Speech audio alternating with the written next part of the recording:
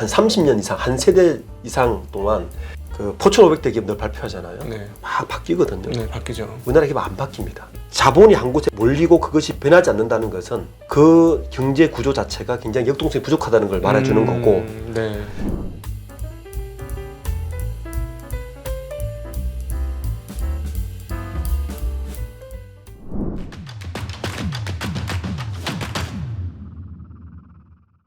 여기는 이제 한번 고민해봐야 될 게 그 오너십과 경영자의 네. 문제예요. 사실은 오너십이 잘 돌아가면 너무나 좋지만 한국의 지금 대기업들, 유통기업들 중에서도 볼 수 있습니다만 오너십이 잘못 돌아가면은 정말 골 때리고 망가지죠. 예. 경영자의 경우는 보니까 진짜 잘하면 좋은데 웬만하면 자기 좋은 직장이니까 오래 다니고 싶잖아요. 네. 그러니까 무리를 안 하고 모험을 안 하는 거예요. 또 어떻게 보면 오너십 참 좋은데 우리는 자꾸 그 오너십이 가족 경영으로만 넘어가는 것 네. 같고 그러니까 이게 자꾸 퇴행적으로 바뀌는 거고 그 경영자는 또 오너십을 가져야 되는 경영자가 오너십을 가지면 그 회사는 정말 좋아지는 네. 훌륭한 경영자가 오너십까지 주인 정신까지 있으면 저는 그 회사는 굉장히 미래가 훌륭하죠. 밝다라고 네. 생각을 하거든요. 그러니까 야 이거 조화를 어떻게 해야 되느냐. 그리고 그런 측면에서 되게 이사회가 중요하고 이사회를 대주주가 어떻게 관리하느냐 이런 건 되게 중요한 것 같은데 네. 이거는 뭐 가족 책에서도 나왔습니다만 한진처럼 가족 중심으로 이렇게 잡아버리면 이게 너무너무 퇴행적이 되는 네. 거예요. 큰 기업으로 성장할 수가 없는 거고 세계적인 기업으로 성장할 수 없는 거고 이거 어떻게 해야 합니까 이걸? 그 제가 생각하는 거는 지배 구조의 핵심은 뭐냐면요. 네. 정치 권력하고 비슷한데 견제받지 못하는 권력은 항상 썩습니다. 네. 지배 구조 핵심은 견제예요. 견제. 우리가 이사회도 따지고 사회이사 따지고 네. 상법 따지는 모든 그 본질의 근간은 견제 장치입니다. 네네네. 네. 그러니까 어느 지금 뭐 대표적인 유통기업 한 곳이 있죠. 네. 뭐 신세계 저는 늘 비판을 좀 합니다. 신세계 그룹에 대해서 주영진 회장 이야기를 하면 굉장히 문제가 있다. 라는 전 비판을 뭐 이런 방송사에도 하고 있는데 아무도 견제하지 못하는 거죠. 네. 네. 유일하게 견제하는 분이 있죠. 어머니 이명희 회장이죠. 네.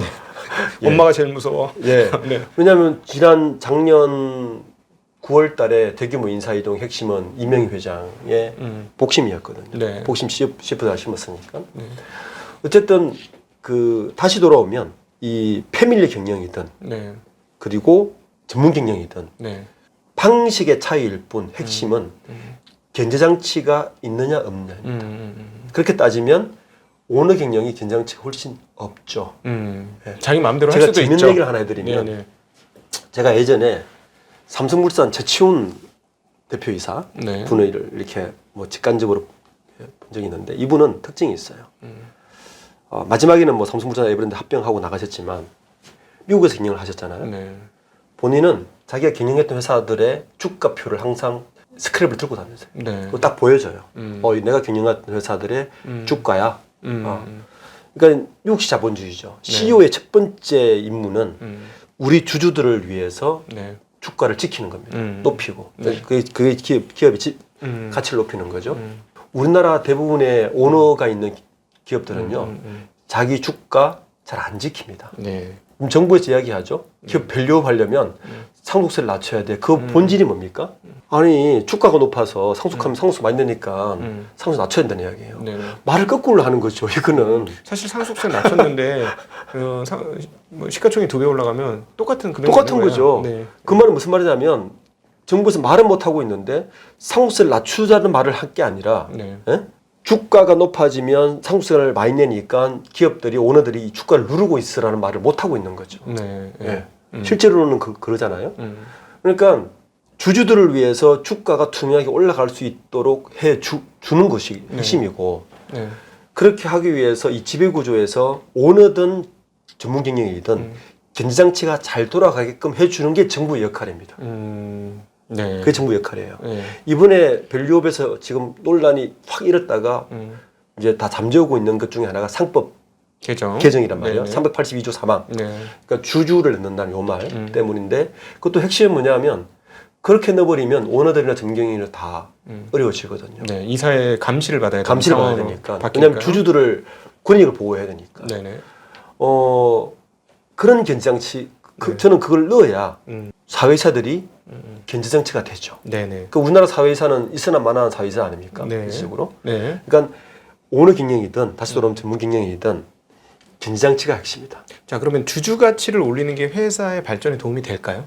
주가만 올리면 대주주들이 무슨 생각을 하냐면 너희들 뭐 단타 치고 빼먹으러 갈 사람이지 우리 기업 하나도 생각 안 하고 우리처럼 우리 기업을 사랑하는 사람이 어디 있어. 이렇게 생각할 수 네, 있거든요. 네. 이렇게 얘기할 수 있거든요. 할 수 있죠. 예, 그런데 지금 말씀하신 바로는 견제 장치 중에 하나가 상당히 중요한 게 이제 주주인데 주주의 가치를 높여주는 게 기업의 가치를 높이는 거다라는 톤으로 전 들렸어요. 네, 맞습니다. 왜 그런지를 좀 설명해 주시죠. 제가 경영학교 교수들을 많이 만나보면 네. 제가 이렇게 질문을 해요. 네. 뭐 아주 오래된 퇴임한 경영학과 교수든 현직에 있는 경영학과 교수든 좋은 기업은 뭐죠? 심플한 질문이잖아요. 네. 좋은 기업은 뭐죠? 네. 심플해요. 답도 성과 잘 내는 기업이죠. 뭡니다. 네. 단 조건이 있습니다. 꾸준히. 이게 중요한. 그렇죠. 한번 쫙 빼먹고 휘청거리면 안 되는 거죠. 네. 꾸준히죠. 네네. 그러니까 CEO들을 평가할 때도 원래 반짝한 CEO가 아니라 꾸준히 잘 내는 CEO가 훌륭한 CEO인 거죠. 네네. 그러니까 주주들의 감시는 거기에 있어야 되는 거죠. 네. 그 기준만 명확하다면 긴지장치가 이게 제대로 돌아가겠죠. 그런데 다 동상이몽을 하고 있는 거죠. 주주들도 물론 그런 투자들이 있습니다. 나는 단타 치고 말 거야. 나는 그런데 미국의 기업을 잘 보시면 제가 왜 중장기 투자가 중요하다 그러냐 하면 미국은 연금 제도 자체가 네. 사실은 배당금에 많이 몰려 일부 역할을 해요. 네네네. 월 배당하는 기업도 꽤 많잖아요. 그렇죠. 예. 그래서 사실은 국가 시스템에서 보면 중장기 투자가 잘 돌아가고 배당이 잘 돌아가면 국가의 국민연금이나 이런 것들이 굉장히 수월해집니다. 네. 우리나라도 국민연금이 문제가 될 텐데 네. 그렇게 되면 아마 자본시장이 중장기적으로 가야 될 거고 네. 그리고 연금의 한 일환으로 지금 분기배당하는 기업들이 좀 늘어나고 있지 않습니까? 네네. 월배당으로 가는 기업들이 있을 거고 그렇게 되면 이 시스템이 돌아가면 네. 이 두 가지의 밸런스가 저는 될 거라 보는 거죠. 우리나라도 그렇게 갈 수밖에 없습니다. 네네. 고령화되기 때문에. 네네. 그래서 기업 밸류업 정책도 사실 중장 투자를 보면 그런 연장선 상에서 국가의 시스템을 운영해야 된다. 국민연금 문제만 다룰 게 아니라 국민연금의 재정적자를 자본시장으로 어떻게 엮어서 같이 윈윈할 것인가에 대한 고민을 하면 네네. 여러 가지 해법이 있을 수 있거든요. 네네네. 그렇게 보면 상법의 개정을 밸류업을 다른 측면에서 볼 수 있어요. 네. 견제장치를 그리면 어떻게 할 것인가에 대한 고민으로 들어가면 지배구조 투명화가 단순히 연결되고 기업 밸류업도 중장기로 갈 수밖에 없는 구조로 저는 간다고 보는 거죠. 사실은 뭐 따지고 보면은 주주들은 그 경영진들을 평가하는 입장인 거잖아요. 그렇죠. 그리고 뭐 이제 소액주주라고 그래서 그렇게 평가가 안 되는 거긴 하지만 그걸 다 모아서 다수주주라고 하면 경영진을 선임할 수 있는 권한을 가지고 있는 있죠. 거고, 예, 주주들이. 그래서 경영진을 선임할 때는 우리 기업을 잘 좀 해줘. 당신한테 한번 권한을 줄 테니까 잘 좀 해줘 하면서 맡기는 거고 사실은 그 경영자들은 주주들 눈치를 보면서 아 내가 이렇게 놀면 안 되겠구나 더 열심히 그렇죠. 해야 되겠구나 어떻게 네. 하면 혁신을 하고 어떻게 하면 더 그 많은 고객들을 사로잡아 가지고 우리의 제품에 열광하게 만들지 그런 고민을 하게 만드는 사실 존재가 옆에서 지켜보고 있는 주주들인 거죠. 그게 대표이사들이죠. 네. 네, 그렇죠. 네. 그게 대표이사가 일일이 그 얘기를 하는 거죠. 예, 예. 네. 대표이사들이 주주의 눈치를 보고 하는 하는 거죠. 예, 예. 예. 그렇게 되고 우리가 이렇게 경영을 잘했습니다 하고 보고할 대상이 사실 주주들인 거고 네. 그렇게 되는 건데 우리나라는 이상하게 대주주가 꼭 경영까지 하겠다고 굳이 그렇게 할 필요 없는데 자신 없으면 넘겨주면 되잖아요. 감시만 하고 본인들이. 네. 그렇죠. 왜 안 할까요? 우리나라의 그 대기업들 특히 이제 30대 그룹의 오너가 있는 기업들 특징을 보면 네. 잘 보시면 1987년도에 우리나라 공정거래법이 생겨요. 네. 87년도에. 네. 그때 이후로 상위 4대 그룹, 5대 그룹의 순위가 한 번도 바뀐 적이 없습니다. 네. 그렇게 됐나요? 예. 네. 제가 그 통계를 분석해 봤어요. 예. 예. 네. 한 번도 바뀐 적이 없어요. 많은 그 생각학자들이 재미있게 보는 것 중에 하나가 한 30년 이상, 한 세대 이상 동안 그 포춘 500대 기업 늘 발표하잖아요. 네. 막 바뀌거든요. 네, 바뀌죠. 우리나라 기업 안 바뀝니다. 진짜 안 바뀝니다. 네. 그러니까 그런 구조. 그러니까 결국에는 역동성이 부족한 구조가 그런 어떤 지배 구조나 이런 것들이 자본이 한 곳에 몰리고 그것이 변하지 않는다는 것은 그 경제 구조 자체가 굉장히 역동성이 부족하다는 걸 말해주는 거고 네. 그렇기 때문에 그게 답인 줄 아는 거죠. 예, 책임을 따라가면 되라고 지금 사회가 그렇게 된 거죠. 네네네. 그러니까 하위 기업들은 올라올 수가 없는 계속 자본의 어떤 막힘 현상이 있는 건데 그렇게 할 수 있었던 것은 주주의 눈치를 보지 않을 수 있기 때문입니다. 사실은. 네. 주주의 눈치를 전혀 보지 않을 수 있기 때문이죠. 그런 측면에서 보면은 우리나라에 꼭 필요한 것 중에 하나가 적대적 M&A의 성공이 필요하다는 느낌이 많이 들어요. 뭐 그럼 너는 뭐 기업 사냥꾼이냐 승냥이냐 이렇게 표현할 수 있을지 모르겠지만 어떤 좀 심하게 얘기하면 뺏겨봐야 정신 차린다. 네. 주주들한테 뺏겨봐야 뭐 예를 들어 5% 10% 갖고도 다 휘두르을 수 있다고 생각하니까 주주들 무시하는 건데 잘못 걸렸다가 주주들한테 경영권 뺏기고 쫓겨날 수 있다. 사실 미국은 스티브 잡스 그 대단한 사람도 쫓아내지 쫓겨내죠. 예, 창업자인데. 네. 스티브 잡스는 쫓겨난 게 아니라 여러 쫓겨났습니다. 네. 예. 그러니까 그럴 수 있는 건데 그런 게 좀 오히려 좀 한국의 어떤 쉽게 얘기하면 맥이 풀듯이 미꾸라지를 튼튼하게 하기 위해서 매기를 풀듯이 그런 어떤 자본시장의 흐름들이 조금 나타나야 되지 않을까 하는 그런 생각 자주. 제가 그래서 이제 6번 챕터에 다양성이라는 걸 그 주제를 사실은 생각하고 꺼낸 건데 예. 그러니까 이런 거죠. 제가 우리나라 산업 역사를 이야기하면서 그 룰테이크로 오랫동안 우리들은 한 숙련돼 있었어요. 네. 굉장히 룰테이크에 익숙해 있죠. 네네. 오죽했으면 진대재 전 장관이 삼성전자 반도체를 이끌 때 네. 16메가디를 개발할 때 16km 행군을 지켰겠습니까? 전사원을. 그래서 당시 연구원들이 그럼 60타면 64메가디램인데 얘기를 했을 정도인데. 네. 그래서 룰테이크 때의 전략은 딱 하나입니다. 네. 그 한정된 리소스를 극대화시키는 거죠. 네네네. 오퍼레이션 이피션시를 극대화시키려면 네. 어떤 조직이 필요하냐? 일사불란한 조직이 필요해요. 그렇죠. 군대 같은 조직. 네, 군대 조직입니다. 그동안에 우리가 그걸 잘했죠. 잘했죠. 네. 대한민국 그 분야에서 뭐 전 세계 최고였죠. 네네네. 네. 그런데 제가 말씀드렸죠. 2005년쯤부터 글로벌 프론티어가 나타나기 시작했어요. 네. 그러면 이제 1위 기업으로 성장하기 시작했다는 그렇죠. 거죠. 뭐 TV도 네. 1등을 했어요. 네. 어느새. 네. 저는 제가 2000년 90년대 후반에 기업에 입사했을 때 일본은 못 따라간다 생각했었어요. 그럼 당시 기술적으로. 제가 2000년에 네. 현대자동차에 전화를 했을 때 네. 이렇게 하면 도요타를 이렇게 따라갈 수 있잖아요? 라는 질문을 했을 때 네. IR 담당자가 말도 안 되는 소리를 하시네요. 그렇죠. 뭐 이런 톤으로 저한테 대답했어요. 그때는 일본은 네. 배워야 되는 뭐 나라였고 저도 네. 그렇게 경험을 했으니까. 네. 그런데 이제 우리가 어느 순간 이기기 시작했고 했잖아요. 네. 그때부터 뭐가 필요했느냐? 기업들이 고민을 하기 시작했죠. 야, 일사불란한 갖고 안 되는데. 네. 네. 그렇죠. 야, 열심히 갖고는 도저히 안 되겠는데. 음. 근데 그때부터 이제 기업들이 뭐 창의성 이런 거를 뭐 하면서 이게 이제 막 그 다양성이라는 걸 눈을 뜨기 시작했는데 다양성을 가리키는 대표적인 실험이 하나 있어요. 네. 예. 그 서울대학교 모교수, 경영학과 모교수가 지금도 실험을 하고 있는 게 있어요. 네네. 콩세기 실험이라고 있어요. 콩세기 네네. 실험. 네네. 유리병 안에 콩을 담아요. 네. 그리고 그냥 교탁위에 탁 올린 다음에 네. 그 학생들을 6명씩 조를 짜서 네. 나눠서 5번의 토론 시간을 줄 테니 저 유리병 안에 있는 콩을 가장 근접하게 맞추는 팀에게 내 상금을 줄 거야. 인당 10,000원씩. 네. 그러면서 딱 팀마다 5번의 토론을 딱 5분씩을 시켜요. 네. 그리고는 가장 근접한 팀에게 상을 주는 시스템인데 항상 매년 하는 실험인데 똑같은 결과가 나오는 게 뭐냐면 네. 가장 근접했던 팀과 가장 그 오차가 심했던 팀의 차이는 뭐냐면 오차가 심했던 팀엔 큰형님이 있어요. 야, 네. 내가 서울대 경영학과니까 야, 내가 과학과로 왔는데 적분으로 하면 돼. 막 계산을 해서 뭐 그러면 그런 것 같잖아요. 그 의견에 그냥 처음에 그런 팀이 나타나고 그런 팀의 특징을 보면 첫 번째 토론에서 한 친구가 되게 근접표출을 냈는데도 이 친구의 의견은 다 무시되고 네. 이 큰형님의 결과가 답으로 가는 거예요. 네네네. 제일 오차가 심해요. 반대 가장 근접했던 팀은 비슷한 의견으로 토론을 막 하다가 마지막에 근접한 답이 나옵니다. 이건 권력 구조의 문제인데요. 네네. 오너 경영이 이런 구조인 거예요. 그렇죠. 권력의 정점에 있으니까요. 누가 대들겠습니까? 네. 일사불란하게 돌아갈 수는 있죠. 그렇죠. 시키는 대로. 네. 네. 아무도 대들지 못해요. 네. 반대 내지도 못해요. 네. 음. 그런데 권력 구조가 평등한 쪽에서는 이 구조가 깨지는 거죠. 네네. 그러면 적절한 솔루션이 나타납니다. 예, 요 구조가 이제 다양성이 네. 왜 필요한가를 단적으로 보여주는 건데 네. 지금 우리 기업에게 필요한 게 이거라는 거죠. 네. 예.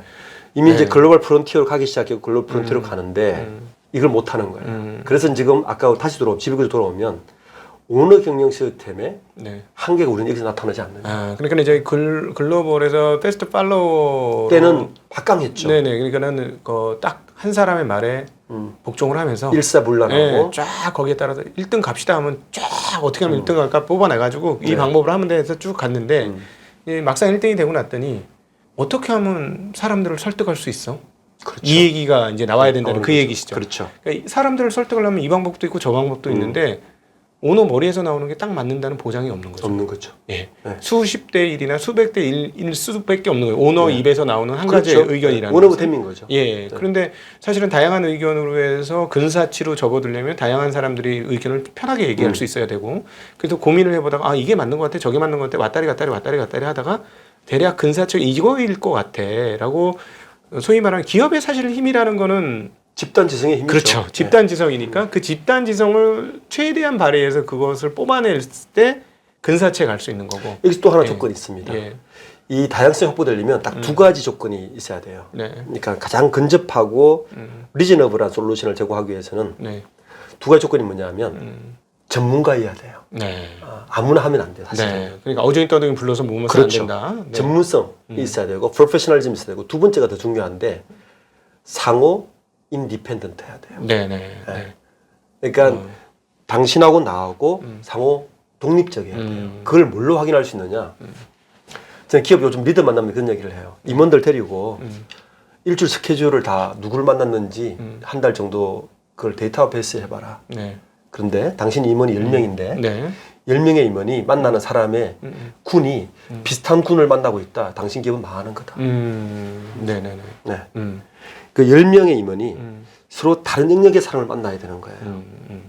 그래야 사실 집단 지성이 최대한 맞죠. 최대치가 되는 거예요. 그러니까 온 군데 쉽게 얘기하면은 이제 쫙 그 촉수를 뻗어가지고 거기에 있는 거를 쭉 뽑아내는 거죠. 네. 그죠? 그래가지고 그거를 모아서 요게 제일 좋을 것 같아라고 네. 뽑아낼 수 있는 능력. 그게 네. 이제 기업의 CEO도 마찬가지입니다. 네. 그 CEO의 그 동선을 보고 그 CEO가 늘 만나던 사람만 만난다.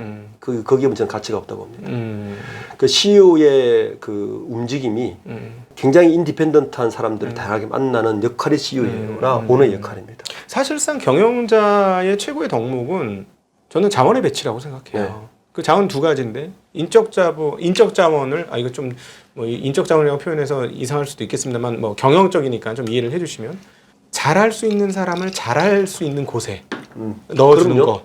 거. 그다음에 꼭 필요한 곳에서 자원을 배분해 주는 거. 필요 없는 곳에서는 끊어내고 필요한데 자원을 주고 그리고 일 잘할 자신의 역량을 최대한 발휘할 수 있는 영역에 그 인재를 넣어주는 거. 네. 그럼 사실상 자동으로 돌아가는 거 아닙니까? 조직이라는 게. 이게 대표적인 게요. 예.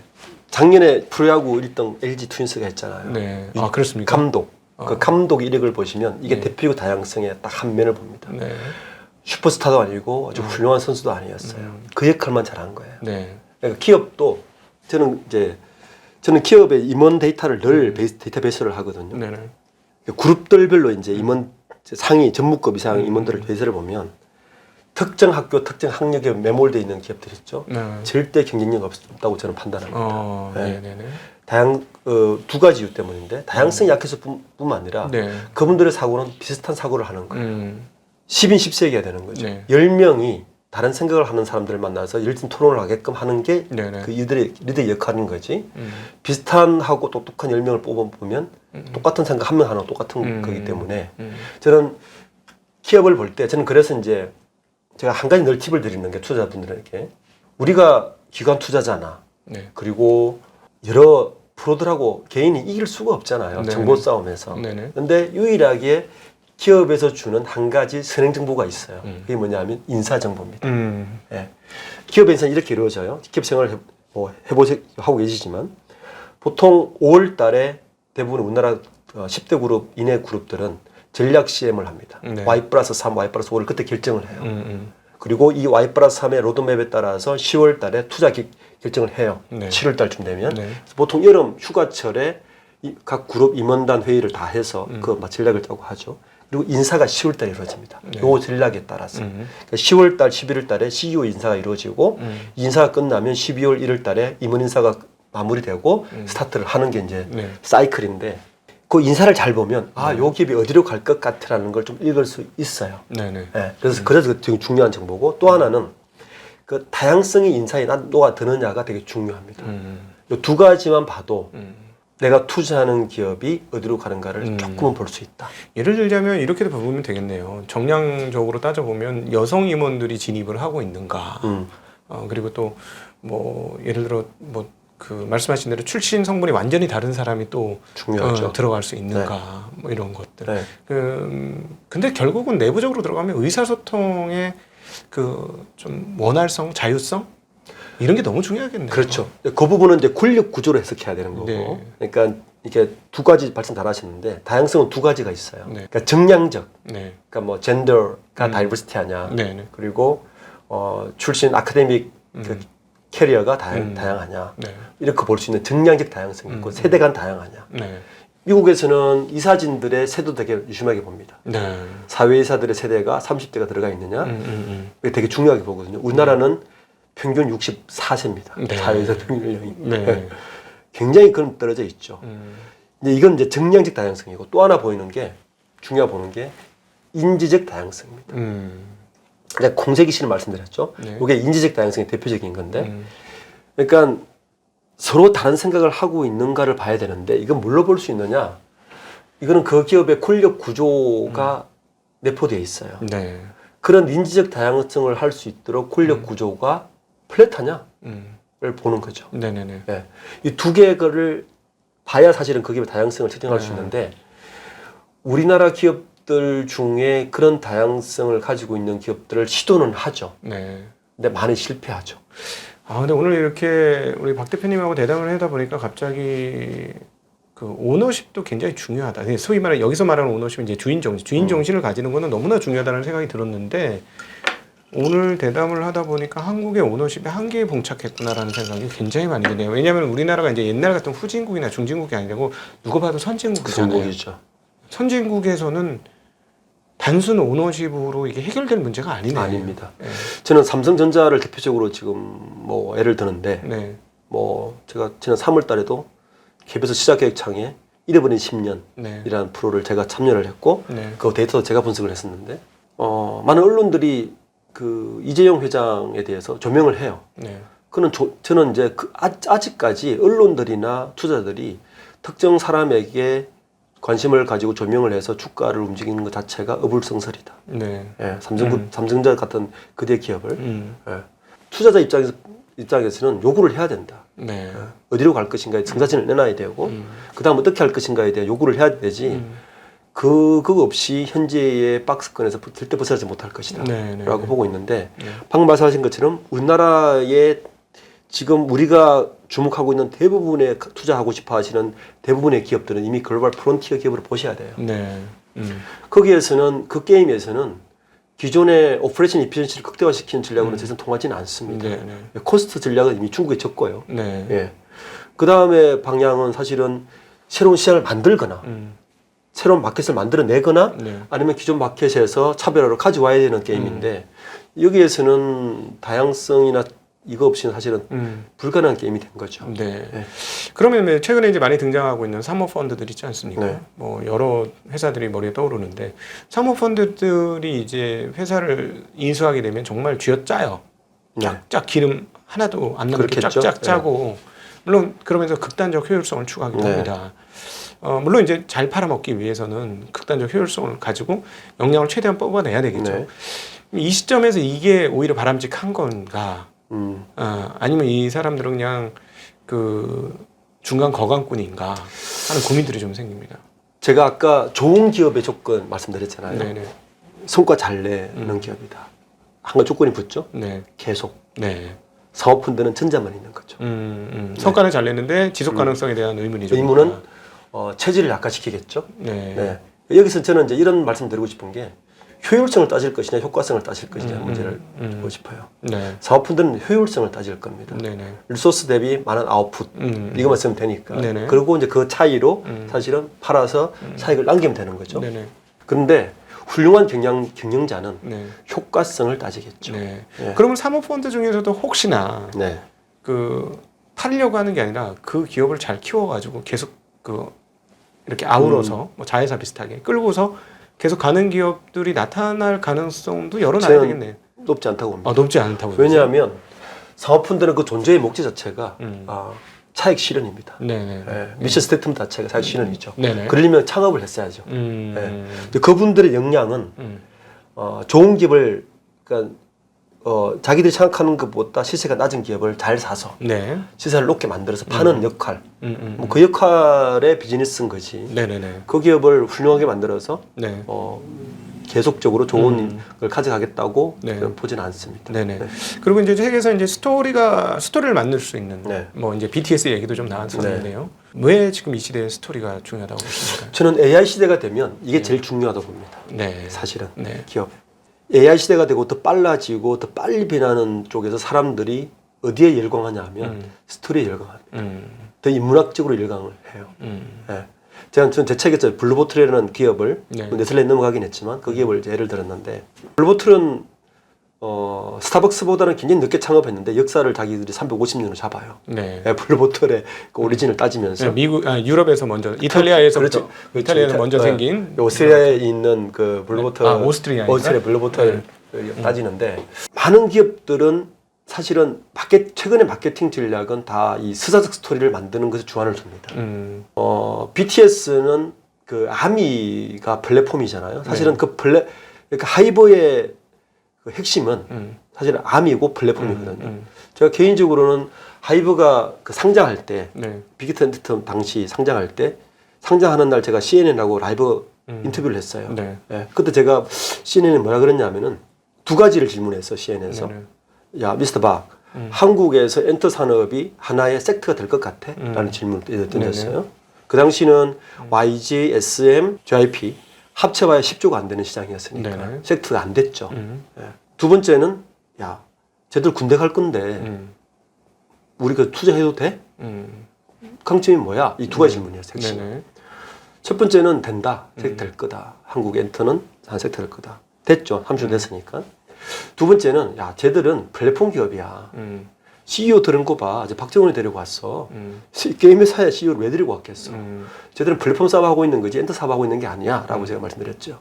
지금 민희진 대표가 싸우고 있는 어도어 같은 경우도 사실은 플랫폼이에요. 예. 플랫폼인데 민희진 대표는 아티스트로 싸우고 있는 거죠.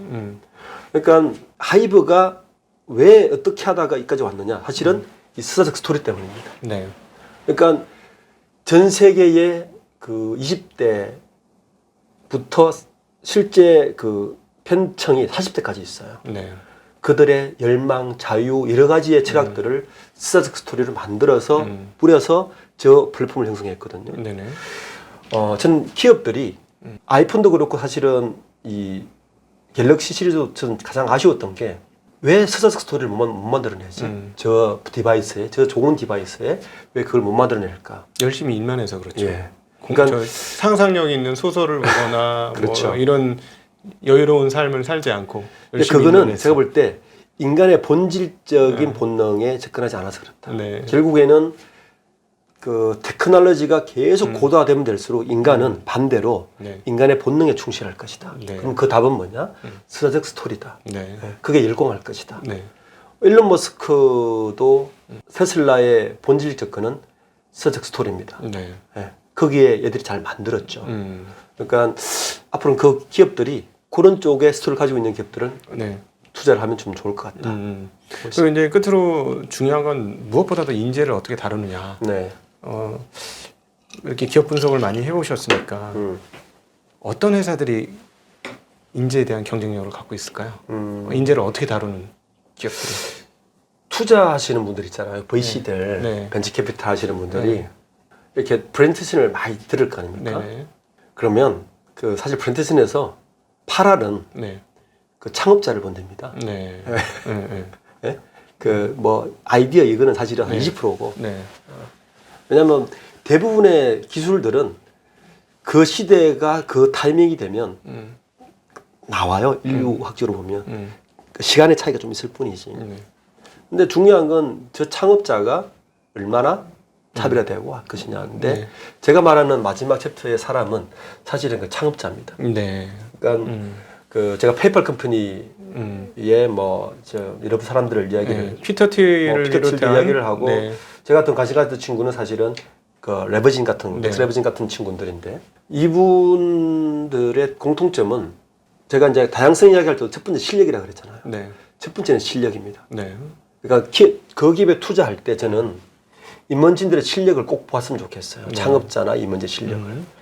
실력자냐. 네. 네. 두 번째는 그 실력자들끼리 굉장히 끈끈한 신뢰를 가지고 있느냐가 더 중요합니다. 네. 예.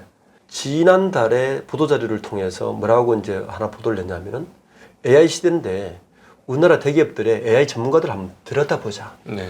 삼성전자 AI 지금 전문가 몇 명이고 얼마나 근속하고 있고 얼마나 오래 붙어 있는지를 봤더니 오래 못 있어요. 평균 2년 반을 못 있어요. 예. 그리고 마지막으로 물리적으로 가까이 있느냐가 되게 중요합니다. 네. 그게 이제 투자할 때 이 세 가지를 되게 많이 보는데 네. 저는 기업의 가치를 볼 때도 이 세 가지를 좀 봤으면 좋겠다. 네. 누가이라고 있고 현대자동차에 포티두닷컴의 서 대표가 왜 갔는지 이 사람이 가가지고 누구를 끌고 왔는지 그리고 안 나가네? 오래 있네? 네. 변하겠네? 그럼 주가는 오릅니다. 그 이런 것들을 좀 유심히 봐라. 그 누구나 볼 수 있어요. 임원 명단들을. 네. 그걸 잘 보면 역시 기업은 누가 하는 거가 중요하다. 그리고 누가도 중요하지만 그 사람 근처에 누가 있는가를 잘 보면 기업의 새로운 가치를 볼 수 있다는 게 제 생각입니다. 네. 네. 사실 뭐 잠깐 얘기가 나왔습니다. 하이브의 민진 대표도 주변에 크루들이 있죠. 그러니까는 그 안무, 그다음에 네. 작곡, 네. 그 뛰어난 팀들이 팀으로 있죠. 예, 팀이 네. 있는 거죠. 그러니까 항상 좋은 퍼포먼스를 내려면 혼자 할 수 있는 건 없는 것 같아요. 맞습니다. 예. 네. 예, 그래서 그런 그 그룹핑이 가능한 인재들이 그 회사의 중요한 자리를 차지하고 있느냐 이런 것들이 굉장히 중요하다. 네. 네네네. 아 오늘 이렇게 생각합니다. 개인들이 좋은 투자를 하려면 좋은 기업에 투자를 해야 되고 좋은 기업이라는 건 숫자로만 표현되는 게 아니라 숫자 이면에 숫자를 만들어내는 능력이 어떤가. 그렇죠. 예, 이게 저는 중요하다고 보고 오늘 말씀하셨던 것처럼 어떤 스토리를 창출해낼 수 있는 그런 인재들을 가지고 있고 그런 인재들을 모아서 그 역량을 발휘할 수 있는지 그리고 그래서 정말 사람들을 매혹시킬 수 있는 어떤 디바이스라든가 서사를 만들어서 사람들을 내 편으로 끄집어낼 수 있는지 이런 능력이 결국은 숫자로 환산된다. 네. 이렇게 생각을 하거든요. 그게 또 한 가지 네. 핵심은 일관성. 네. 네. 그 핵심 역량을 일관적으로 끌고 가면서 네. 변하는 시대에 그 일관성을 어떻게 적용시켜 가는 기업들은 굉장히 강한 기업들. 네네. 네. 그래서 사실 버핏이 했던 방식도 따지고 보면 큰 틀에서 보면 이런 비슷한 톤이고요. 일반인들이 편하게 발 뻗고 자면서 투자를 하려면 저는 오히려 가격이 어떻게 움직이느냐보다는 기업의 본질적 역량이 무엇인가 이걸 그렇죠. 파악해서 투자를 한다면 발 뻗고 자면서도 상대적으로 상당히 뛰어난 실적을 여기서 저도 전제가 하나 있습니다. 현재 이미 가격이 오른 주식 말고요. 네. 예, 오르지 않은 주식들에서 그런 영향을 가진 기업들을 골라낸다면 사실 편하게 발 뻗고 자면서도 상대적으로 누적적으로는 높은 수익을 거둘 수 있지 않을까. 그런 측면에서 오늘 변하지 않는 것에 투자하라. 우리 박주근 저자님, 대표님 모시고 좋은 기업이 어떤 기업인가에 대해서 한번 이야기를 나눠보겠습니다. 귀한 시간 마련해 주신 우리 박주근 대표님께 감사드리고요. 네, 우리 함께해 주신 시청자분들께도 감사 인사드리겠습니다. 인사드립니다. 고맙습니다. 감사합니다.